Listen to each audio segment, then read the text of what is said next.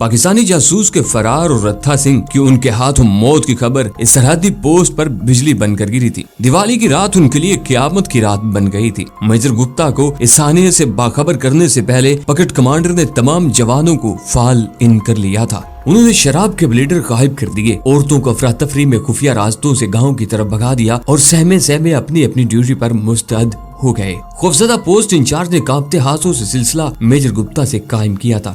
سر، وہ نکل گیا، جی وہ نکل گیا۔ اس کی حالت غیر ہو رہی تھی۔ کیا بکتے ہو باسٹرڈ، میجر گپتا اتنے زور سے فون پر چیخا کہ پکٹ کمانڈر کو اپنے کان کا پردہ پھٹتا ہوا محسوس ہوا۔ نتھا سنگھ کہاں ہے؟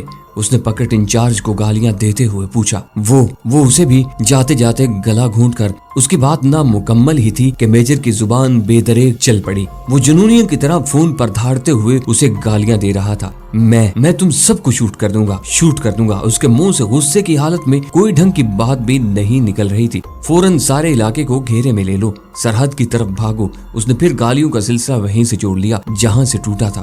فون کریڈل پر رکھ کر اس نے کمپنی ہیڈ کوارٹر سے لائن ملائی اور ڈیوٹی پر موجود کمپنی کمانڈر کو، جس کی آواز شراب کے نشے سے بوجھل ہو رہی تھی، حکم دیا کہ ریزورو میں موجود تمام جوانوں کو سرحد کی طرف بھیج کر ناکہ بندی کرے۔ یہ بات اس کے وہم و گمان میں بھی نہیں آ سکتی تھی کہ اتنے زبردست دریلانہ اقدام کے بعد بھی یہ پاکستانی ایجنٹ بجائے واپس بھاگنے کے بھارت ہی میں موجود رہے گا۔ وہ بلا کر آرمی انٹیلیجنس کا میجر تھا۔ اس امکان کو بھی اس نے نظر میں رکھا تھا اور احتیاطاً کچھ جوانوں کی ڈیوٹی ادھر بھی لگا دی۔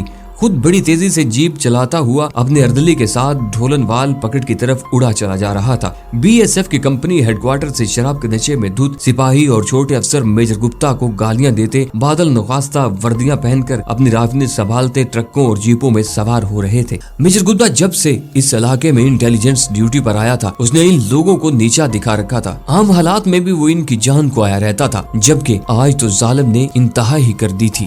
اس نے بیچارے ملازموں کی دیوالی کو بالکل بد مزہ کر دیا تھا۔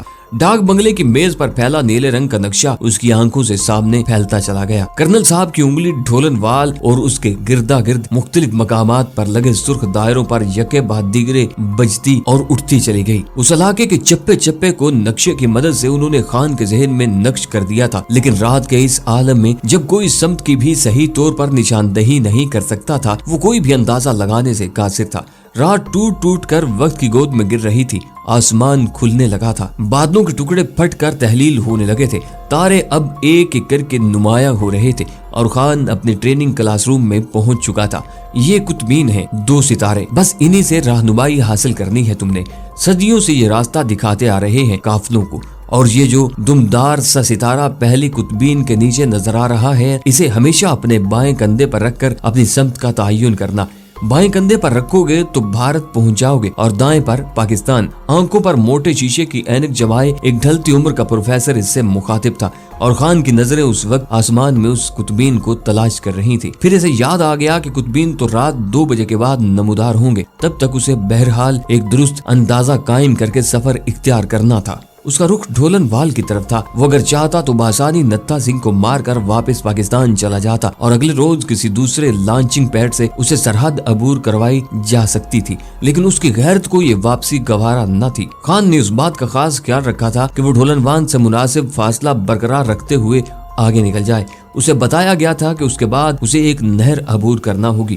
اب جنگلی گھاس کا سلسلہ قریباً ختم ہو چکا تھا اور وہ کھیتوں اور ان کے کنارے لگائے گئے درختوں کی آڑ میں کافی سنبھل کر قدم اٹھاتا آگے بڑھ رہا تھا۔ وہ جانتا تھا کہ ناکہ عموماً کسی جھاڑی کے نزدیک کسی درخت کے نیچے لگایا جاتا ہے، کیونکہ ناکہ لگانے والے بھی جانتے ہیں کہ ان کا شکار اسی طرف آئے گا۔ گاؤں کے باہر نظراتی روشنیاں مدھم پڑتے پڑتے اب مان پڑ گئی تھی، شاید لوگ تھک ہار کر سو گئے تھے۔ یہ بات تو خان سمجھتا تھا کہ اگر اب کوئی ان کے گھروں کے باہر ڈھول بھی پیٹنا شروع کر دے تو وہ لوگ جاگیں گے نہیں، کیونکہ وہ شراب اور تھکاوٹ کے مشترکہ شکار ہو کر گھوڑے بیچ کر سو رہے تھے۔ اپنی جیب سے گھڑی نکال کر اس نے وقت دیکھا کہ 12:30 بج رہے تھے۔ گاؤں کے گرد ایک لمبا چکر کاٹ کر وہ اپنی سمت اندازے سے صحیح رکھ کر چل رہا تھا۔ آباد علاقہ پیچھے رہ گیا تھا، اس لیے خان نے اپنی رفتار بھی بڑھا دی تھی۔ اس کی آنکھیں مکمل ہوشیاری کے ساتھ اندھیرے کے آر پار جھانک رہی تھی۔ ابھی وہ گاؤں سے بمشکل 2-3 فرلانگ ہی دور نکلا تھا، اچانک ایک کوندا اس سے 20-25 گز دور لپکا۔ اس کے ساتھ ہی اس کے دائیں ہاتھ 40-50 گز دور ویسا ہی کوندا لپکا۔ ملاب اس کے ذہن نے سرگوشی کی۔ رات کو گشتی پارٹیاں اس طرح ایک دوسرے کو سگنل دے کر آپس میں ملاب کرتی ہیں، کون ہو سکتے ہیں؟ سوچتا ہوا وہ فوراً اپنی جگہ بیٹھ گیا اور اکڑواں انداز میں اس جھاڑی کی طرف سرکنے لگا جہاں اس کے چھپنے کے امکانات تھے۔ اس کی جھاڑی کے نزدیک پہنچنے تک ایسے مزید کئی کودے لپکے تھے۔ خان نے اندازہ لگا لیا تھا کہ یہ جو کوئی بھی ہیں کسی باقاعدہ فوج کا حصہ نہیں۔ پھر اس نے سوچا اگر یہ BSF نہیں تو کون ہے؟ اتنے اناڑی مقام ہوم گارڈز بھی ہو سکتے ہیں۔ اس کے ذہن نے فیصلہ کیا۔ اس کے اندیا کی تصدیق چند منٹ بعد ہی ہو گئی جب اسے محض 8-10 گز دور 3-4 ہوم گارڈز اکٹھے ہو کر اونچی اونچی آواز میں بولنے لگے۔ وہ سب پیے ہوئے دکھائی دیتے تھے اور ہر بات پر کہکا بھی ضرور لگاتے تھے۔ انہی کی زبانی خان کو یہ علم بھی ہو گیا کہ ایک پاکستانی خطرناک جاسوس بھی اس علاقے میں گھوم رہا ہے۔ ان گارڈز کا تعلق نزدیکی دیہات سے تھا اور قریباً 1 گھنٹہ پہلے ان کے سرپنچ کو پکی ملٹری آرمی والوں نے جگا کر یہ اطلاع دی تھی اور کہا تھا کہ وہ گاؤں میں موجود ہوم گارڈز کو اس طرح پہرا دینے کے لیے پھیلا دیں۔ سرپنچ نے ان کے سامنے دیوالی کا رونا رویا، لیکن آنے والوں نے بتایا کہ معاملہ اتنا سنگین ہے کہ انہیں بادل نخواستہ یہ حکم ماننا ہی پڑے گا۔ سرپنچ یا ہوم گارڈز کی کیا مجال تھی کہ وہ انکار کرتے۔ ان بیچاروں کے ہاتھوں سے بوتلیں اور گلاس چھین لیے گئے اور ان کے بجائے رائفلیں اور ٹارچیں دے کر انہیں اس طرف بھیج دیا گیا۔ یہ چاروں ہوم گارڈز پاک سپاہی اور بھارتی آرمی کو بے تحاشا گالیاں بک رہے تھے جنہوں نے مل کر ان کی دیوالی کا کباڑہ کیا تھا، اور خان دل ہی دل میں خدا سے دعا کر رہا تھا کہ وہ جلدی سے یہاں سے ہٹیں تو وہ آگے نکلے۔ اسے بتایا گیا تھا کہ بھارت کے سرحدی علاقے میں رہنے والے نوجوانوں کو معمولی سی ٹریننگ دے کر انہیں سرکار کی طرف سے رائفلیں دی جاتی ہیں تاکہ وہ رات کو اپنے گاؤں کی نگرانی کر سکیں اور دونوں اطراف کے ناپسندیدہ عناصر سے نپٹ سکیں۔ اس کام کا انہیں گو کہ معمولی ہی صحیح معاوضہ باقاعدہ دیا جاتا ہے۔ 5-7 منٹ بعد وہ وہاں سے ہٹ کر ٹولی کی شکل میں باتیں کرتے اس راستے کی طرف چل دیے جس سے گزر کر خان یہاں آیا تھا۔ میدان صاف ہوتے ہی وہ باہر نکل آیا۔ یہ بات کسی عام حساب رکھنے والے ایجنٹس کے لیے بجلی کے زبردست جھٹکے سے کم نہیں تھی کہ اس کے فرار کی خبر ارد گرد کے دیہات میں پھیل چکی ہے اور فوج اور عوام مل کر اس کے گرد گھیرا ڈال رہے ہیں۔ لیکن خان فولادی اعصاب کا مالک تھا، یوں ہی تو اسے اس خطرناک کام کے لیے منتخب نہیں کیا گیا تھا۔ چوکنے اور خونخوار چیتے کی طرح اسے بہر صورت یہ ہانکا توڑ کر نکلنا تھا۔ اس مرتبہ اس کی رفتار قدرے تیز تھی۔ اگلے آدھ گھنٹے بعد وہ نہر کے نزدیک پہنچ چکا تھا۔ نہر اس سے بمشکل 10-12 گز دور تھی اور خان اس کو عبور کرنے کے امکانات کا جائزہ لے رہا تھا کہ دوسرے کنارے پر روشنی کا ایک اور ہالہ بلند ہوا۔ پہلے تو اس نے یہی قیاس کیا کہ یہ کسی مندر یا مکان پر کیے گئے چراغاں کی روشنیاں ہوں گی، لیکن اس کے دیکھتے ہی دیکھتے روشنیاں متحرک ہو گئیں۔ تب اسے اندازہ ہوا کہ نہر کی پرلی طرف جیپ گھوم رہی ہے، شاید وہ لوگ اسی کے استقبال کے لیے وہاں موجود تھے۔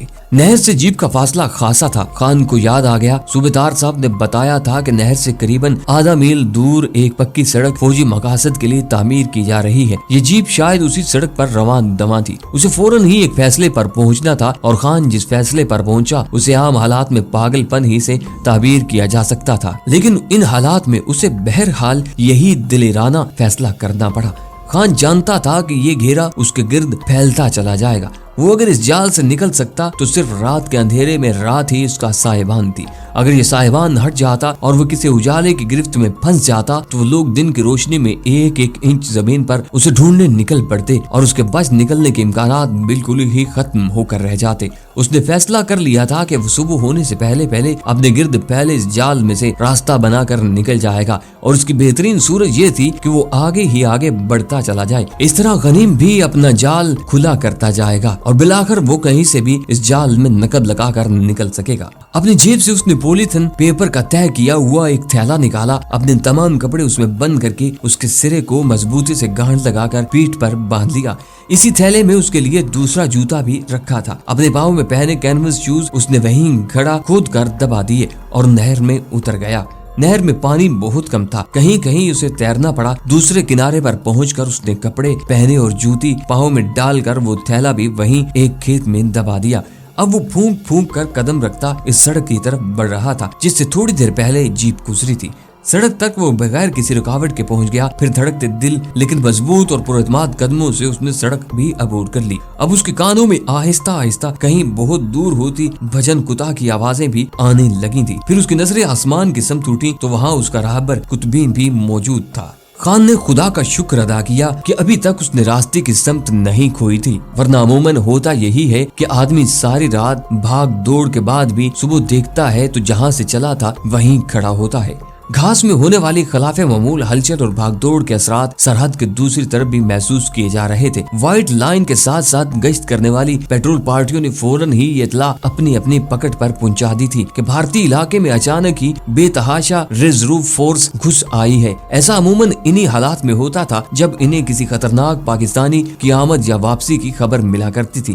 رینجر کی کمپنی ہیڈ کوارٹرز کی طرف سے فوراً ہی ایک ریکی پارٹی کو اس طرف روانہ کیا گیا، جس نے تھوڑی دیر بعد تمام صورتحال سے آگاہی دے دی۔ ان کی حاصل کردہ اطلاعات کے مطابق بی ایس ایف کے نزدیکی ہیڈ کوارٹر سے تمام ریزرو فورس کو اس طرف ناکہ بندی کے لیے بھیج دیا گیا ہے۔ رینجر کی کمپنی ہیڈ کوارٹر کی طرف سے تمام پاکستانی پوسٹوں کو سٹینڈ بائی آرڈر مل گئے اور دن کی ڈیوٹی والے جوانوں نے بھی ایمرجنسی ڈیوٹی سنبھال لی۔ اس خبر پر سب سے زیادہ تشویش اس پاکستانی پوسٹ کے پکڑ کمانڈر کو تھی جس کی پوسٹ خان اور نتھا سنگھ نے کراس کیا تھا۔ پوسٹ کمانڈر خود ہاتھ میں رائفل پکڑے سرحدی لکیر کے ساتھ ساتھ گشت کرتی پارٹیوں کی نگرانی کر رہا تھا، جب اس کے حوالدار نے ایک سرحدی برجی کے پاس کھڑے ہوئے اس کے کندھے پر آہستہ سے ہاتھ مار کر اسے خاص اشارہ کیا کہ اس کے ساتھ ہی بجلی کی سی پھرتی سے دونوں اس جگہ بیٹھ گئے۔